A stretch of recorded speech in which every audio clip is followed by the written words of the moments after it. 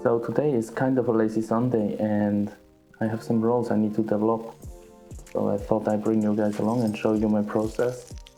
And yeah, maybe it's interesting to you. I hope you enjoy.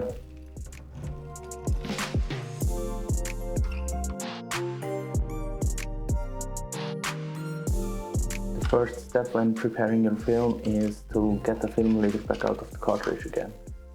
And for that I prefer to use one of those film retrievers, as you can see. But there are many other ways to do the same thing as well. So it really comes down to personal preference here.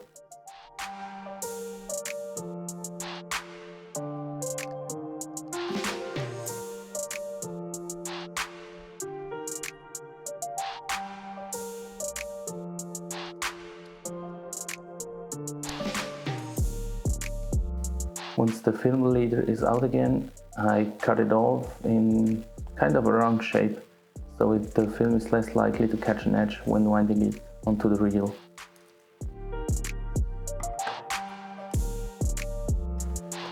Once that is done, you can put everything into your dark bag. I prefer to put the things I need to use right away onto the right side and the other things I need later onto the left side, so I can navigate easier in the dark.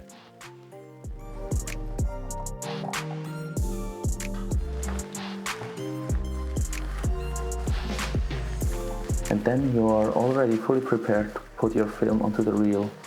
I made some overlay B-roll footage so you can see what I'm doing exactly in the dark bag.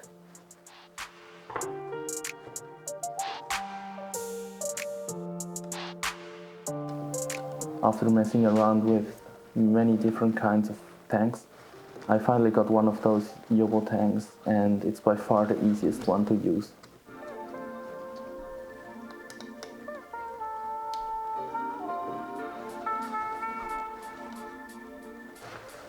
Once the film is completely wound up onto the reel, you can simply cut off the cartridge and put everything back together. So the middle piece of the tank goes into the reel, then those two parts go into the tank, and then you can close the whole thing.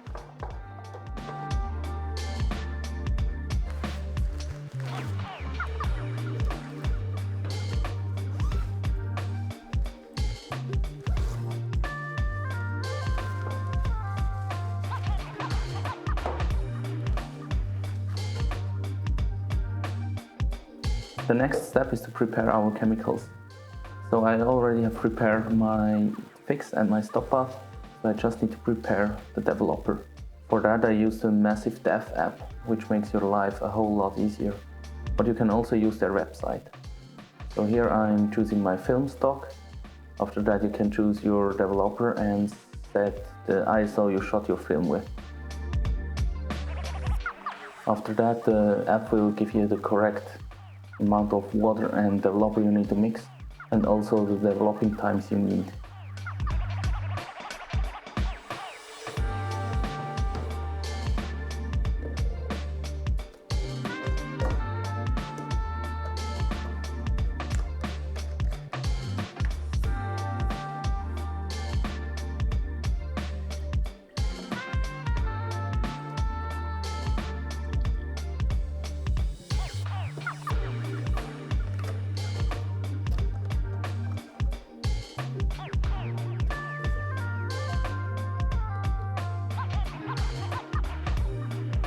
You can use distilled water for the best results possible, but tap water is also just fine.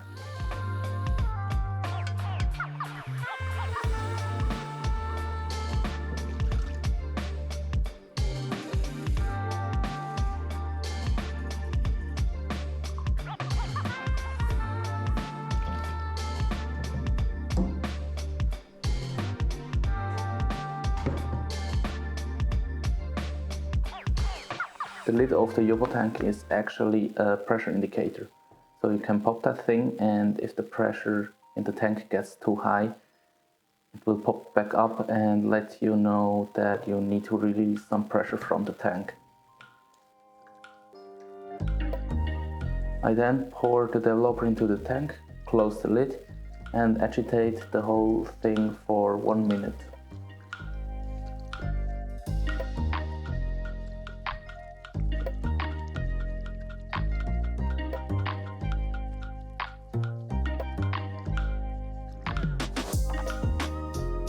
After that minute is over, I tap the tank onto a hard surface for 2 or 3 times to get rid of all the bubbles. Now we need to agitate the tank for 10 seconds every minute, so that's what I'm doing here.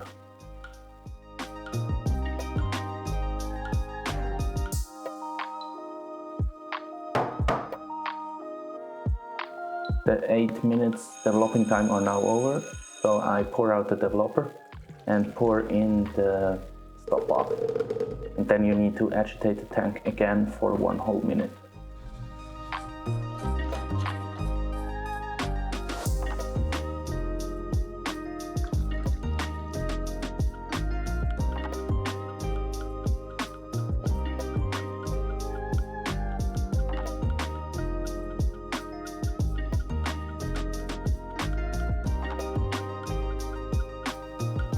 You can use the stop bath multiple times, so after that minute is over, just pour it back into the container.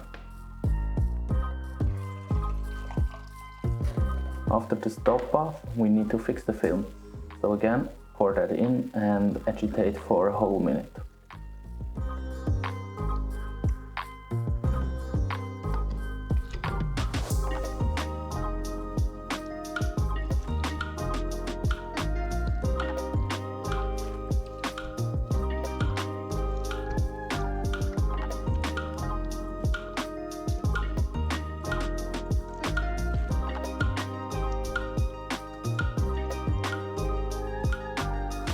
Fixing normally takes 5 minutes, and the same as with the developer, after that whole minute you need to agitate the tank for 10 seconds every minute.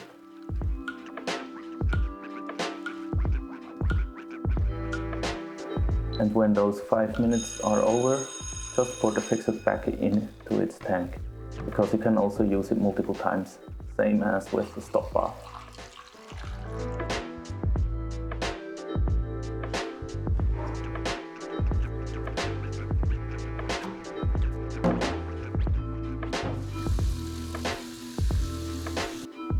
In the next step we need to wash the film, and I like to use the ILFORD method for less water consumption. With that method you first fill the tank once and agitate 5 times, and then pour the water out again. Then you fill the tank back up again and agitate 10 times. And then we do a third round, fill the tank back up again and agitate 20 times. So that's the complete washing method recommended by ILFORD.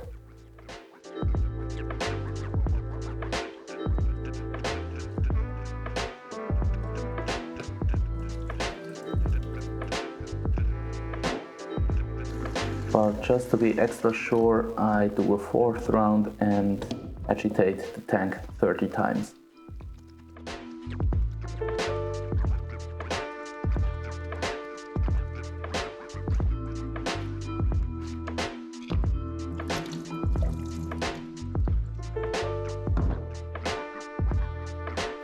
In the final developing step, I fill the tank back up again and put in some photo flow, which is a wetting agent. That helps the film to dry flat and without any watermarks.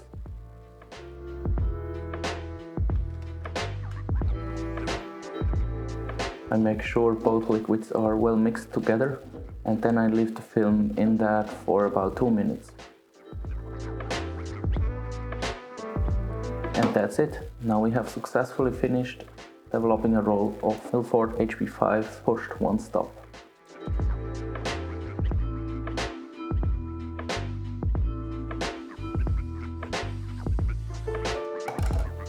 I'm normally hanging the film and letting it dry overnight so I can be 100% sure it's completely dry and ready for scanning.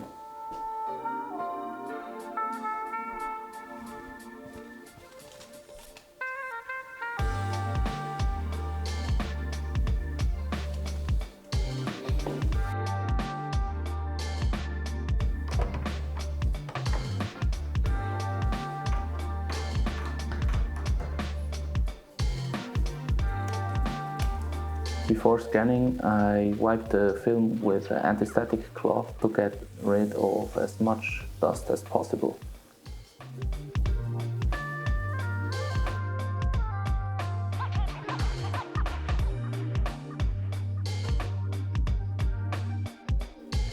For scanning, I use the Lomo Digitalizer film holder, which is quite affordable and really easy to use, and I'm really happy with the results I get with it.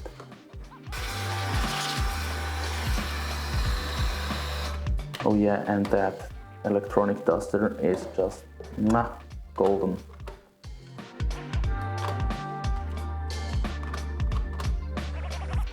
Camera-wise, my scanning setup contains a Fuji X-H1 together with a Fujinon 60mm macro lens.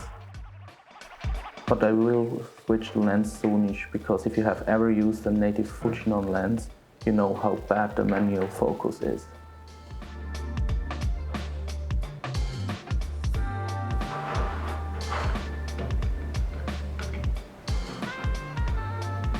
For me, the most important thing when scanning is to get rid of any ambient light. Otherwise you will get reflections in the film and the scans. After scanning, I convert the files with Negative Lab Pro, and yeah, here are the results.